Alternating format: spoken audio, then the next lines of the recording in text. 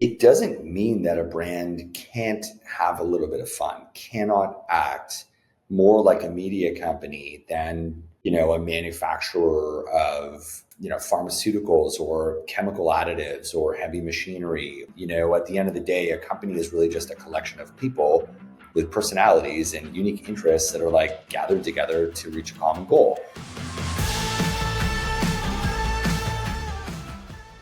Hello and welcome to Tuesdays with Morrisey, where we share insights from great thinkers. Today I'm excited to be joined by Andrew Abony, founder and CEO of Adbloom, a company that helps apps and creators earn more through partnerships and affiliate opportunities. Andrew, thanks for coming on the show. Adam, so nice to be on the show. Thank you for having me. I'm excited to have a conversation about the creator economy and affiliate marketing, but first I want to say thank you. For listeners who probably don't know, Andrew single-handedly has introduced me to more great guests than any other human on the planet, including Leah Goldstein, Ari Sports, and Maddie Moe. So thanks, and I'm glad to have the chance to spend time together as well. Appreciate the compliment. Yeah, for sure. So when people think about Adbloom, the word affiliate marketing comes up.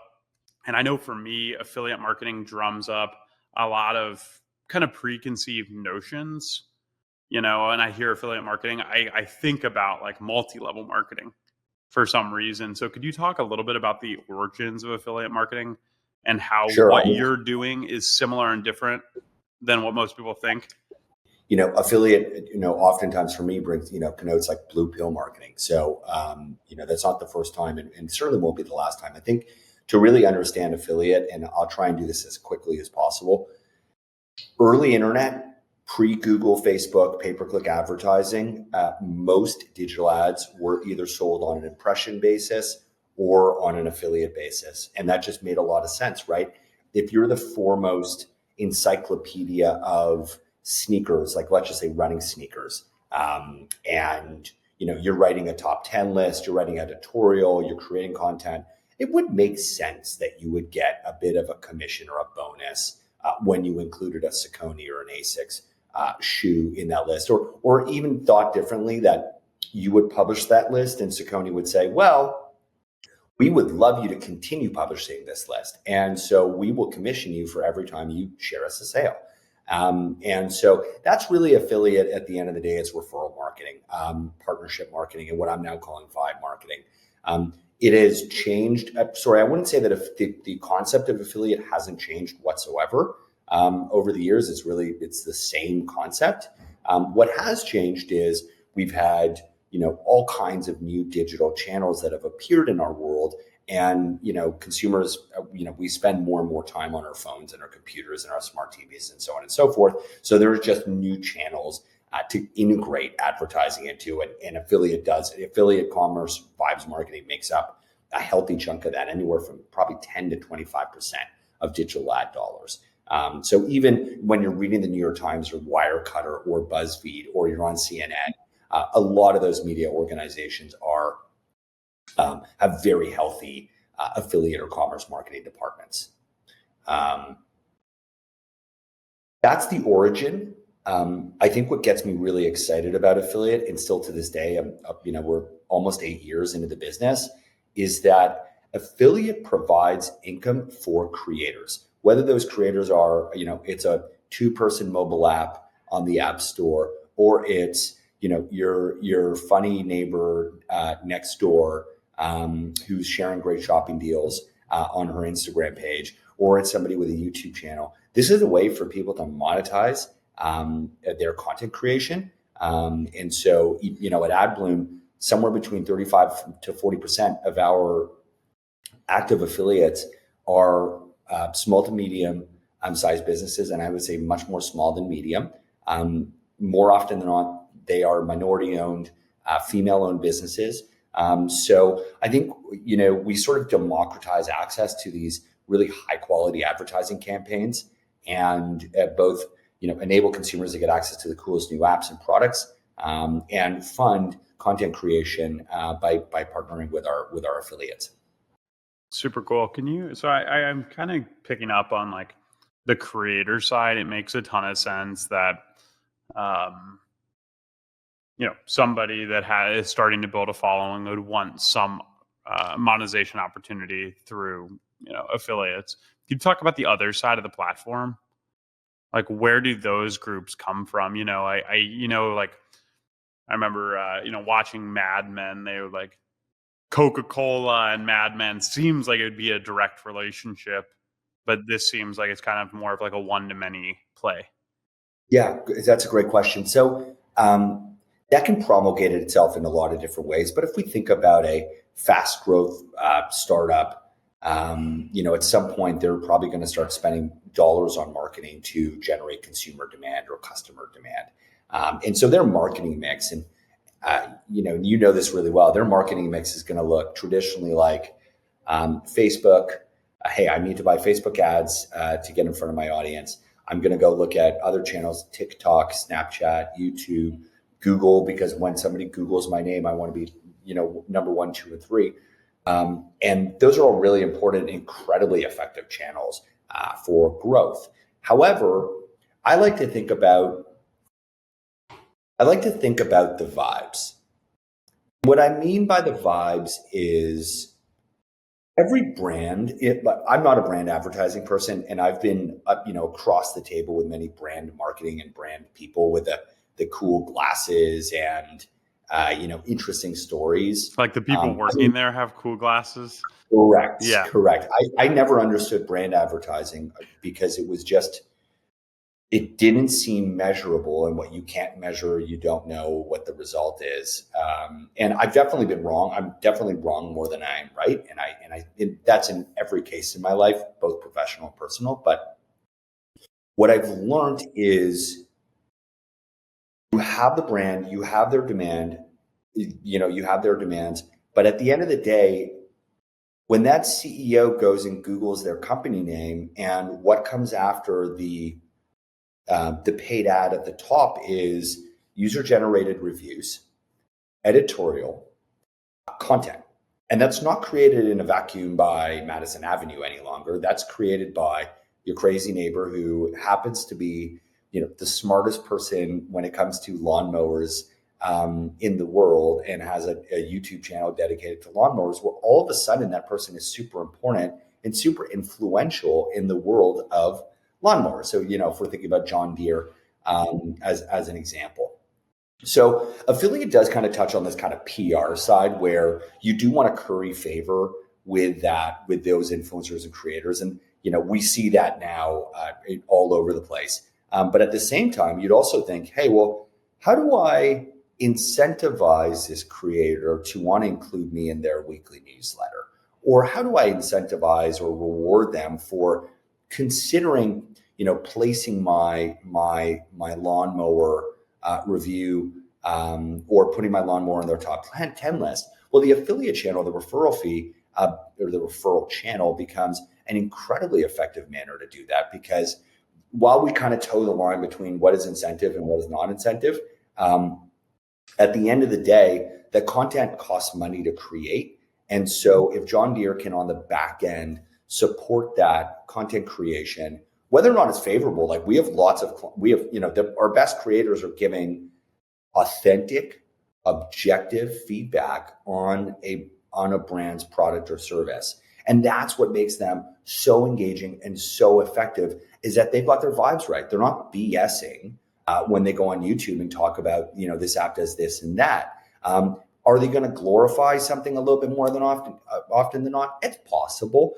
But we also see on the back end what that data looks like and what those engagement rates look like.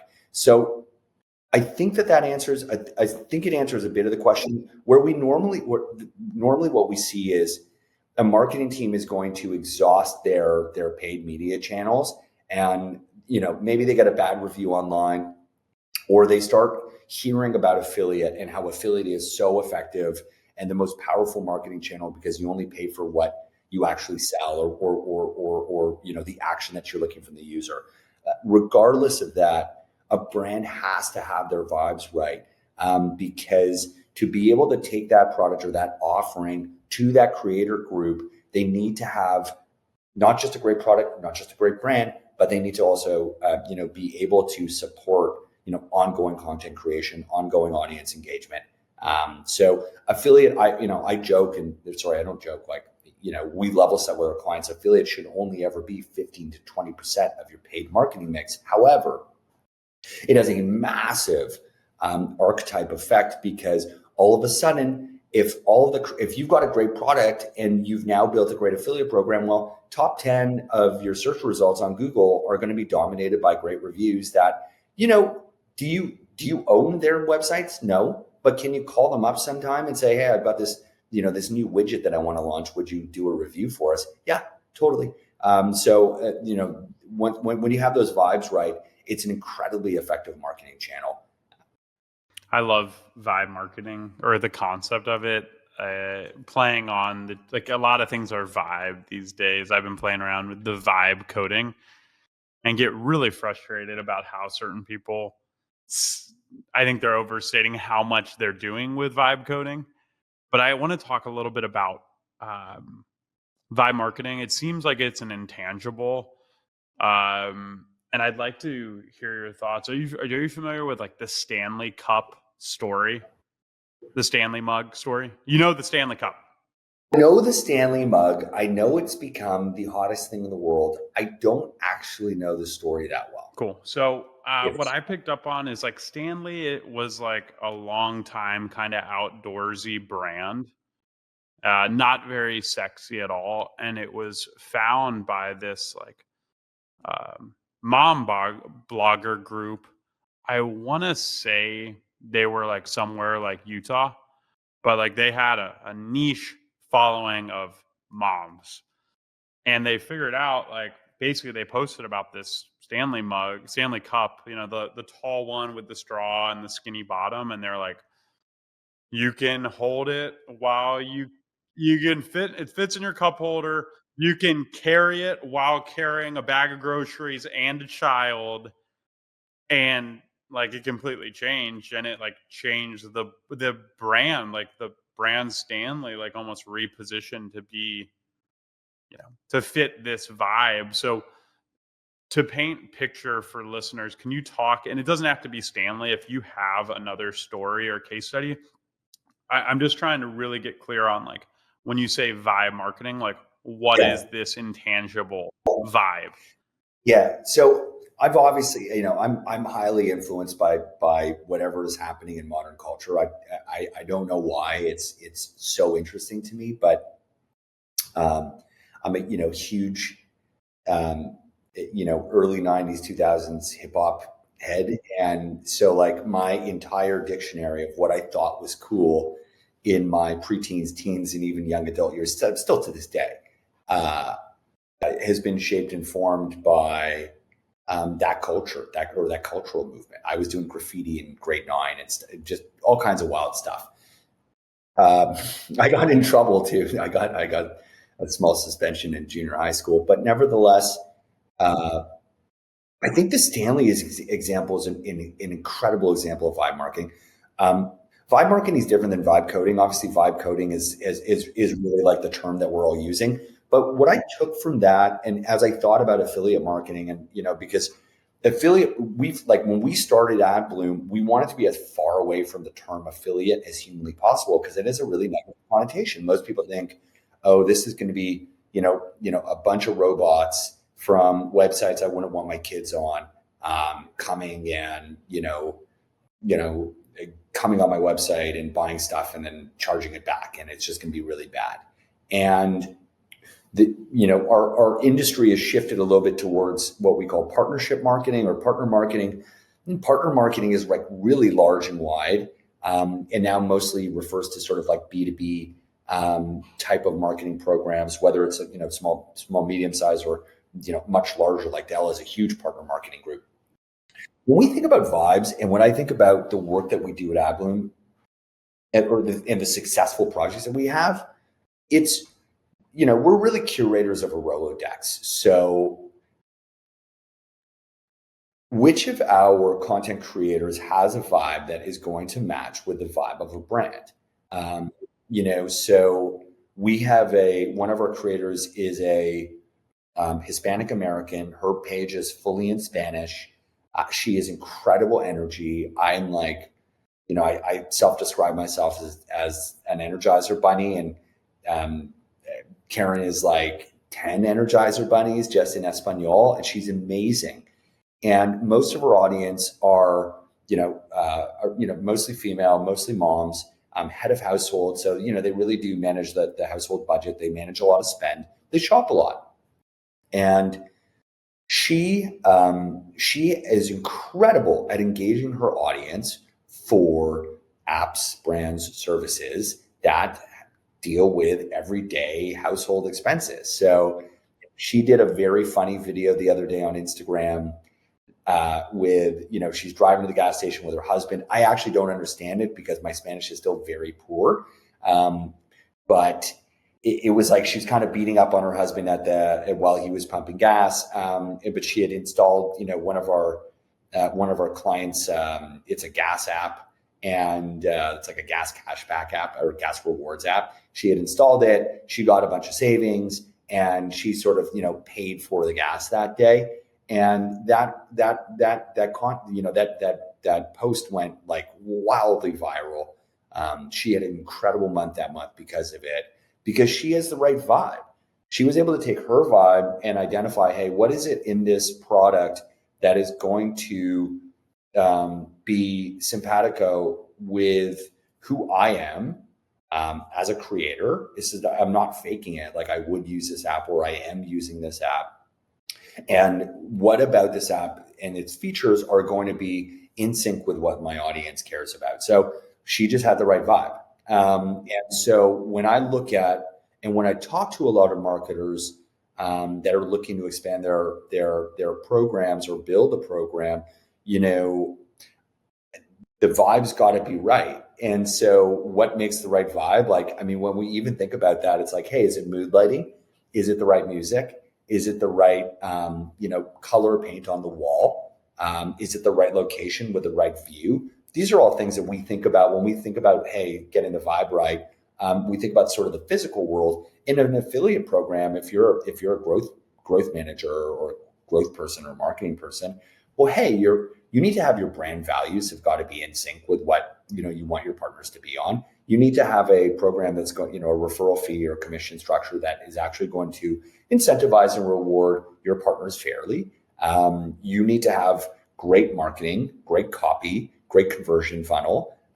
You need to have a great customer lifecycle journey and program. So a marketer's got to have their vibes right if they want their vibes to vibe with the right content creators. And so, there's probably some work there to kind of flesh out, how to explain that more quickly or more efficiently. But that's really what it is. It's just, you wouldn't take a dog treat app to a cat influencer. It wouldn't really make sense. So your vibes would just be completely off. Like, why would you want to have your vibes off? Go to the dog treat, go to the dog influencer. And then when you get to the dog influencer, sort of that physical example, make sure your lighting's right. Make sure the temperature's set right. Like, make sure you got the right view. Make sure, if this person likes, water over soda, like, have a couple waters ready for them. So I think that, really at the end of the day, a lot of times once folks get to the part where they're looking at an affiliate program, they've almost been coddled by how easy it is to get clicks and drive demand from Facebook and TikTok and Google, because it is so set it and forget it. Like, Facebook has tens of thousands, if not hundreds of thousands of these smartest people in the world who do nothing but continue to optimize an engagement machine that is incredibly effective at driving business results. So, there's a big joke on Twitter, now X, and it has been for a long time, that people can try and tweak the algorithm on Facebook and make all these customizations in their advertising program, or they can just let the algorithm do it. And it's like, the 50,000 people that work on Facebook's or Meta's algorithm are way smarter than even the smartest individual marketers. So that's really what we mean by the vibe, by vibe marketing. And it's fun, and you want to have fun at work, or why are you doing it? Yeah. I think it's super interesting how brands, for better and for worse, now have less control of their brand. And it's interesting, in the last 10 years, we've seen brands continually try to probably do too much. Like, an example that came to mind was remember when Pepsi did that Kendall Jenner ad where she gave the police officer during like a race ride a Pepsi, and like they all started partying, like incredibly tone deaf, did like completely backfired. Then on the flip side, you have recently that Saratoga water ice face thing was massive, and then the ocean spray guy on the skateboard a couple years ago listening to the Fleetwood Mac song. Like, it seems like the best brands are figuring out how to, and some of it's completely out of control, but relinquish control and maybe be a little more human. Yeah. I think getting to the vibe is just really core, because what makes it work on our side is being authentic. Mm-hmm. And if you're not authentic, then you're not going to be able to engage anybody really. And so like, if you're an influencer, and you might be able to get a couple of brand deals and stuff like that, and get a couple of bucks in. But if you're not driving engagement, then your vibe's off. And we'll figure that one out pretty quick too. Last year I did an episode with Mickey Ashmore. Mickey is the founder of Saba Shoes, and he talked about and I thought it was great. Like, you end up in meetings at work, and it's community is kind of a buzzword. Authenticity is, they're both overplayed. And his comment was, two things. One, any brand has the opportunity to create a customer experience that's special or not. Danny Meyer would say the same thing about dining in his book, Setting the Table. The other thing he would say is creating community should never be the goal of anything. The goal should be to do something cool that encourages people to get involved in, and as a byproduct, create community as a byproduct of doing something cool. And that's what I think the creator economy kind of has done. You could say like, maybe we've gone too far, but we're still in the early innings. What was it about the creator economy that got your attention, 8-10 years ago? Yeah. So when we had started Adbloom, it was, we were kind of like trying to make sense of two rocks in a hard place. And I had come out of a couple of, business development roles with junior startups that were, wholly reliant on Facebook for user growth and consumer demand.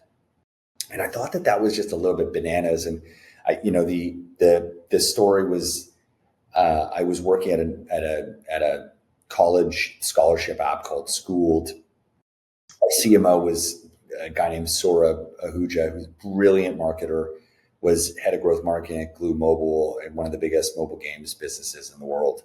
And Saurabh was like, Andrew, you need to sell more deals. And I was like, Saurabh, I'm selling to colleges. They take 6 months, and then they don't launch until July, because July or August when that like school sort of decision making starts to happen. And he was like, we're spending a lot of money on Facebook ads. I'm like, maybe consider stopping doing that. And I had asked him, what about affiliates? And he was like, nobody in the Valley is doing anything with affiliates.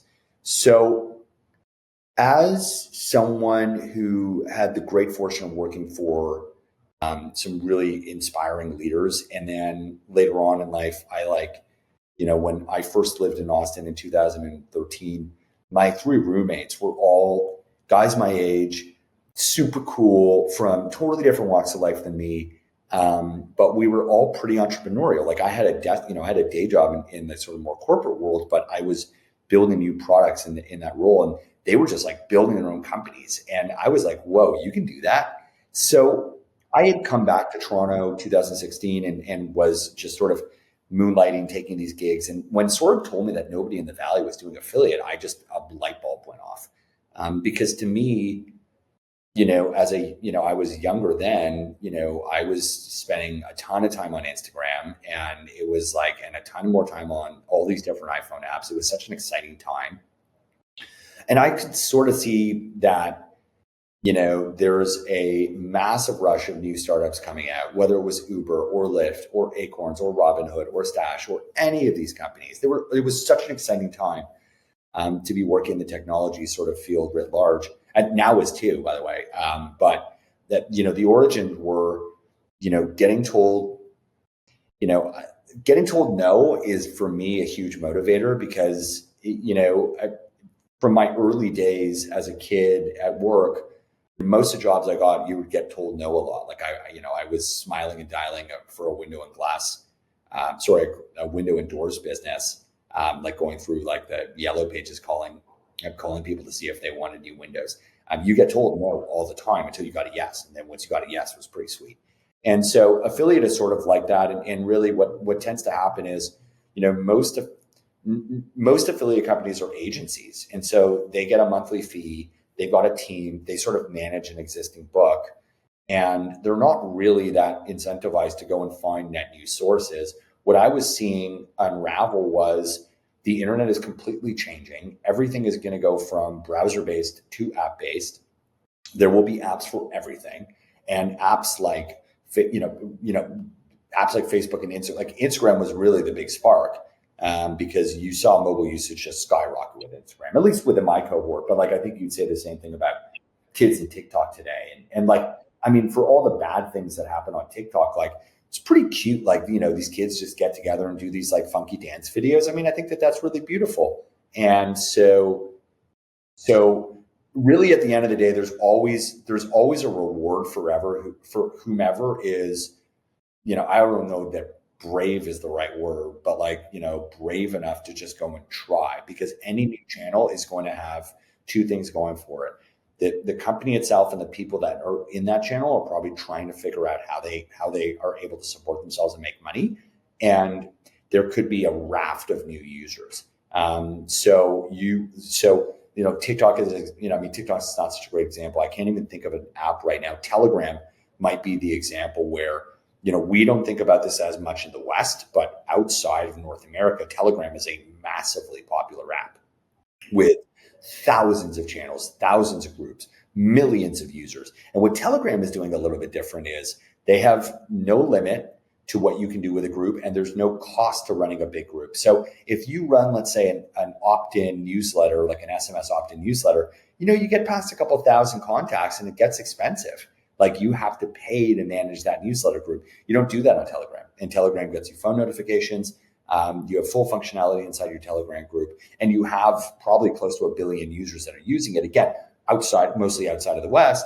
But like look at WhatsApp adoption in the US. Like a lot of my friends still don't have WhatsApp on their phones. And you're like, how do you not have WhatsApp on your phone? But like WhatsApp is another really great example. So it's really just about being a little bit forward thinking and being a little bit brave and saying, I know this is going to work. I will make it work. And then doing it. Yeah. On decision making, when I think about clarity, this balance between clarity, conviction, and the willingness to just get started, is there anything you'd add on decision making? And if you want to parallel it to your now storied running career, I'd love that. Yeah, I think that humans need a raison d'etre, and what is that? A raison d'etre is just a reason. You need a goal. You need that fire in your belly that's going to get you through the hard parts of the start, get you through the rejections. What is it? 95% of small businesses fail in their first year.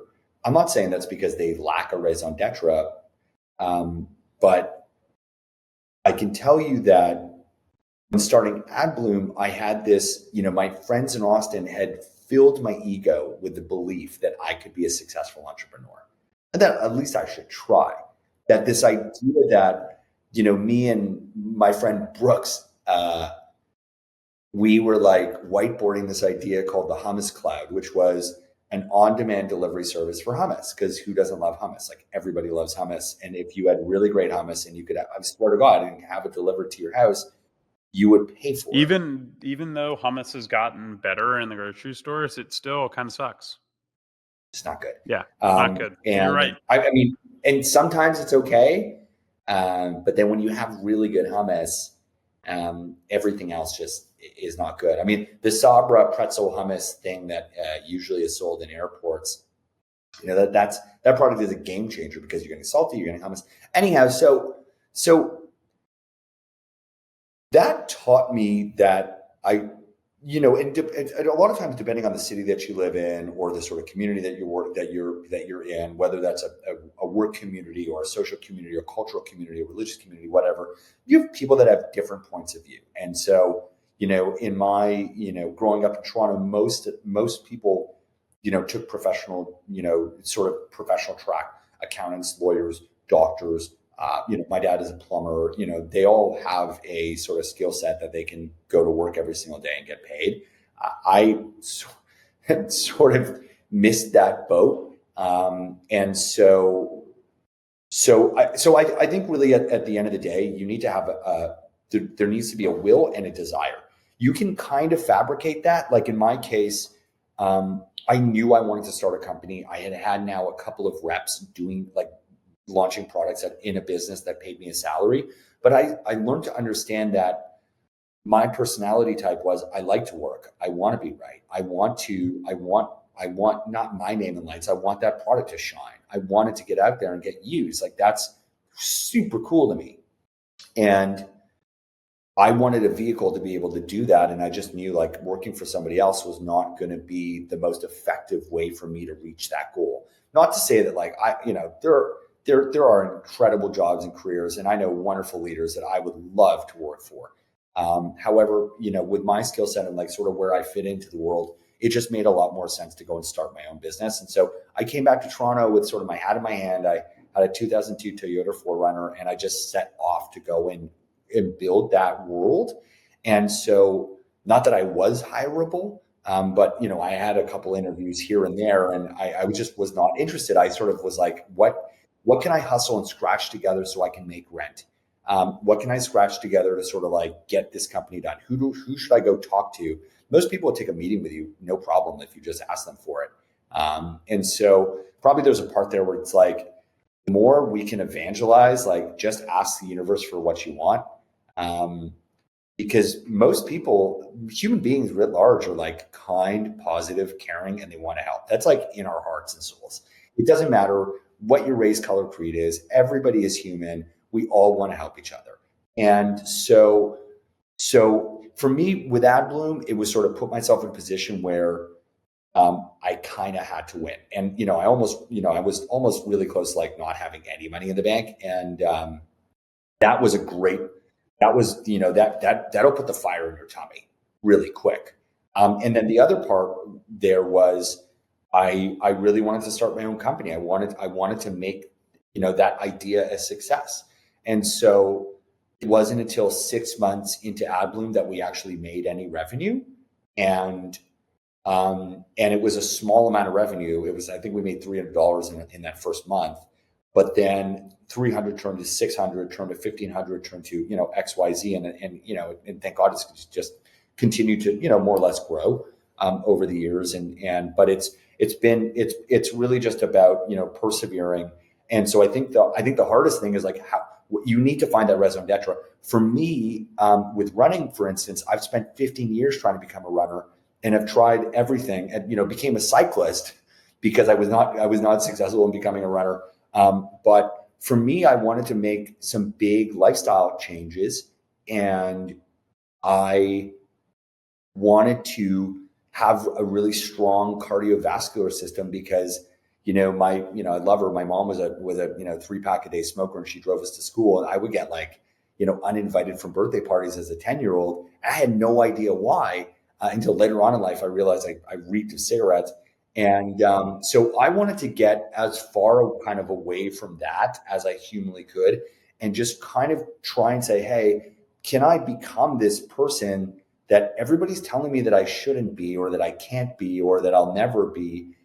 Because I know I felt it. I felt that desire when I met other people that were runners. I was like, wow, it is so cool. You can go run 10 kilometers and then you go and have a great day. Then you have your family at night and you do all these wonderful things in your community, in your family, in your business. And so I was just inspired by people that run. And the more I met people that ran, whether it was at the gym or my spin classes or, through other, parts of my life, I just thought that they were super cool. So that the will and the desire was, if I could be half of my friend Gally or half of my friend Adam, then I will feel really proud.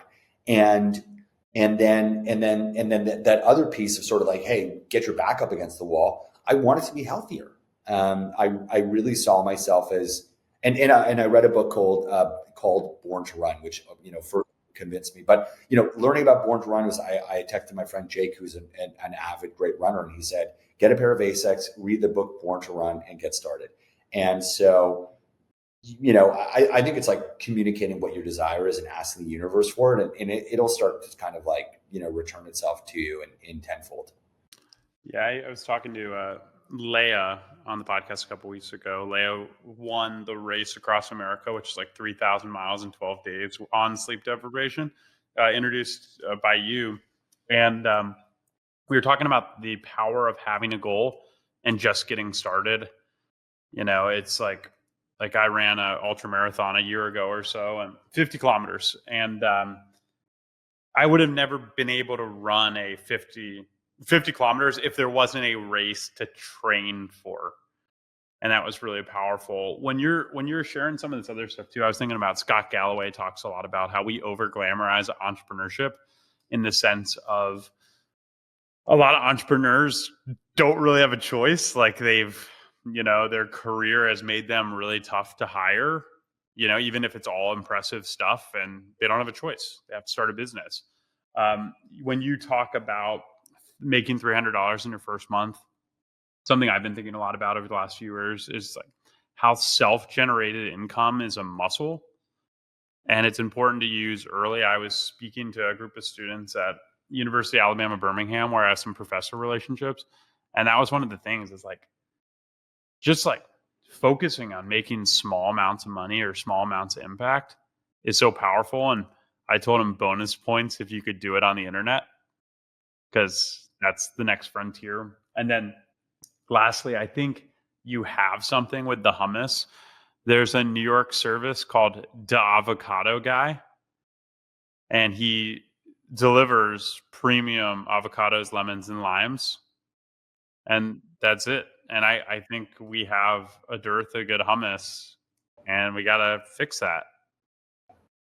Yeah, I still think that there's something there. I think Uber Eats probably is kind of like, and DoorDash, I suppose, has a bit of a corner of the market. Here in Miami, there is one. I've stopped buying hummus anywhere other than this restaurant down the street called Happy's Hummus, and their hummus is exceptional, just absolutely exceptional. And I don't know if it's the chickpeas, the love that the guy, that the team puts into it, or whatever it is, but I think it's probably that it's very fresh, and it's not for the shelf. And yeah, I think I still think that there's a world where hummus.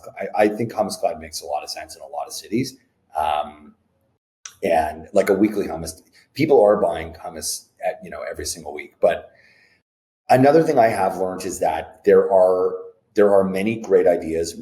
There's nobody has a license to an idea, and execution is the hardest, absolutely only part that matters, because a poor product with excellent execution is still going to get into more mouths than a great product with no execution.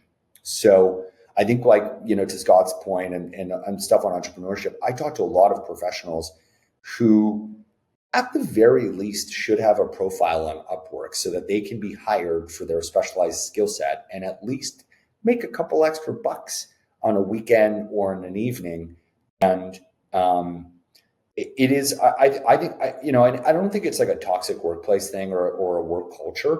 When you're at work, like the company that employs you wants you, has hired you to do a role, and they want you to do that role. Their job is not to get you to go and expand outside of what that role is or what you're doing at the company. That's your own individual desire to go do that. And I think today there are hundreds of thousands, if not millions, of highly skilled people that have incredibly unique skill sets, that probably have the desire to want to sort of break off. They just don't know how. And they might be shy, or it might be that they've never had to kind of like put themselves on a stage like that. And I think improv class is a great way to flex those muscles, because I go to improv class, and it's been I have to act like I know what I'm talking about with vibe marketing, like during the day, like that's my day job. But I'm just acting a role. And so an improv class, you get to go and you can just be as silly as you want to be. And there's no actual work it's not work at all. It's just for your soul, your spirit, your brain. I think there's a lot of different types of activities that people can do to sort of get a little bit more fluid and a little bit more comfortable. Um, so Yeah, like just experiences like that, whether it's an improv class or a dance party, like you take that experience with you and helps you bring a sense of levity and lightness and fun, like yeah, in everything you do. We talked earlier, it's been 10 years or so, 8 years since you started Adbloom. There's a lot of shifts that are happening. Someone that come to mind for me is like, I had a guest that talked about cultural innovation and the impact of feedback loops. Feedback loops are shorter than others. We talked a little bit about niche audiences. We talked a little bit about uh, how affiliates is going to B2B marketing. I've heard some folks talk about how B2B is beginning to look a little bit more like D2C. Are there certain things that you're watching really closely? social media, whether it's LinkedIn, whether it's Facebook, whether it's Instagram, whatever app you're talking about, LinkedIn looks more like Facebook than it ever has. And so we have a content feed, we have all these social features, we have video, we have images, we have polls, we have surveys. And what I see on LinkedIn is just really boring state content. And what I've really started to understand with brand advertising is, a brand wants, a ton of control over what is said and messaged, about their brand. And that makes a lot of sense, especially in some industries more than others. But it doesn't mean that a brand can't have a little bit of fun, cannot act more like a media company than, a manufacturer of pharmaceuticals or chemical additives or heavy machinery or at the end of the day, a company is really just a collection of people with personalities and unique interests that are like gathered together to reach a common goal. And it doesn't mean that they can't have fun at work, or that they cannot communicate lightly around topics that are interesting to their end customers and audiences. So, if you're running a SaaS business that's focused on cybersecurity, why wouldn't you want to be like sharing interesting news about what's happening in your field? Why wouldn't you want to, put a hot take on it? I think, like, to your point of Pepsi and Kendall Jenner, like there is probably, a spectrum of a framework of what makes sense and what doesn't make sense. And I think the beautiful part about, creation is like, we're constantly pushing the boundaries and walls and limitations of what is cool and what isn't cool. And the internet's really nice because you have this really quick feedback loop, but you can come back and just come out with another piece of content and, and just test something new. So I think a couple of things are changing right now and that I think are pretty interesting. So we have AI, and AI might mean in the dystopian sense that, the influencers and the human beings that we've started to engage with and like that we look to and trust could be AI in the future. So like that, a news host on CNN might not be an actual human being. It might just be like this like virtual robot person who's spitting out the news. Okay, that could be one thing. But I actually think what we're starting to see today is we're seeing our same creators go and leverage AI to go and maximize and sort of expand their distribution. So it might be that, one influencer has an Instagram page, but she has an assistant, or he's got an assistant that is an AI sort of like character or avatar that is sort of born of their tone, of their brand, of their vibe, that helps with certain items. Kind of if you think about, the QVC channel where they have like the assistants come out and help with things. Again, I don't watch that much QVC, but like the shopping channel, if you're doing like a hair cutting demo, well, you need the model to like cut the hair of, and then you need maybe somebody to hold the blow dryer, and you need somebody else to do the shampooing. So I think AI I think it'll be interesting to see how that promulgates. Again, the walled gardens that we all sort of work in from a marketing standpoint, LinkedIn, Facebook, Instagram, Twitter, et cetera, they're going to a certain degree set the guidelines and frameworks of what these AI tools, what is allowable and acceptable with the AI tools. But that's definitely there. The next part, I think, to your point, like B2B is going to start looking a lot more like D2C, because now we have why shouldn't the local plumber have a little Instagram page, or at least like have an opinion on what's happening locally and why you should be doing this to your pipes or that to your pipes. In the Austin snow freeze a couple of years ago, my father's been a master plumber since 1969. I grew up as a plumbing apprentice from the ages like 13 to 20. I was kind of a plumber every summer, and then a pipe fitter actually. And so my friends were calling me because they didn't know what to do with their pipes. That's an opportunity for, the local plumber or the local HVAC to go and create fun content that engages the consumers, to educate them. Because if you can educate somebody on what they need to do when, the weather dips below this, you have government that's trying to do that. And thank God, then that's really awesome, because they can just text blast everybody and say, hey, make sure you've got water in your pipes, or you do this, or you do that. But I think there's huge opportunities for businesses to leverage these tools to become the sort of trusted authorities in their domain, in their local area. So I think that's a big one. And I think probably the nature of business is going to change fundamentally, at least in the digital side. Like, there are not going to be, 1,000-person startups coming out of the bag anymore. We are going to see a lot more small companies, 2-3 people grouped around, that are going to be able to build a really kick butt product with less people, using more AI tools. And those companies, I don't say that as like a doom and gloom. Those companies are more than likely just are going to rely on contractors and agencies and freelancers to help fill the gaps where they can't fill them themselves. So I think that's just going to change the nature of business writ large, and make it just going to be a new exciting time to be out there. While at the same stroke of the pen, I think humans are fun. I think we in coming out of a post-COVID world and in a hyper digital world, we are craving in-person physical connection more than ever. In Miami, in Austin, in my hometown of Toronto, I mean, there's like probably 10 times more run clubs than have ever been before.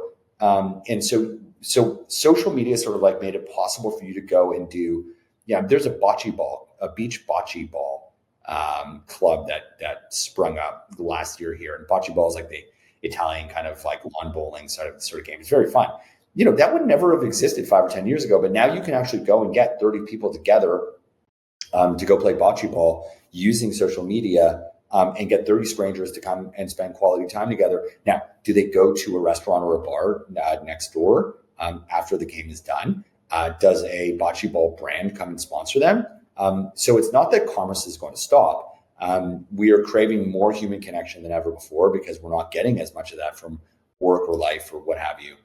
So I think it's a fantastically exciting time to be in working digital media, working on the internet, and just working generally, because we're seeing things really change in a really interesting, fascinating, positive way. So things have changed, but like at the core, you still have talking heads that you're just one person in the room that's gonna megaphone out to everybody else, and really it's just like, what is that megaphone tool going to change? Is the room size going to get smaller or bigger? Those are the parameters that are going to change, and I think that's going to force a lot of folks to sort of change their how they apply their skill sets at work and in their personal lives. Andrew, you've been so generous with your time. What's the best way for people to keep up with you, Adbloom, and the vibes? Probably on LinkedIn is where I do most of my unhinged content. So that's Andrew Abony on LinkedIn, and can always find our company at adbloom.com. That's adbloom.com. Awesome. We'll have links to both those in the show notes. Thanks so much for coming on the show. Thank you, Adam. Thank you so much for having me. It's great. Thank you for listening to Tuesdays with Morrisey. That conversation was with Andrew Abony. Andrew is the founder and CEO of Adbloom. What I enjoyed about the episode was Andrew's emphasis that the future of marketing is about vibes, which translates to coherence, connection, and authenticity. If you enjoyed the episode, share it with a friend, and we'll see you here soon. Thanks.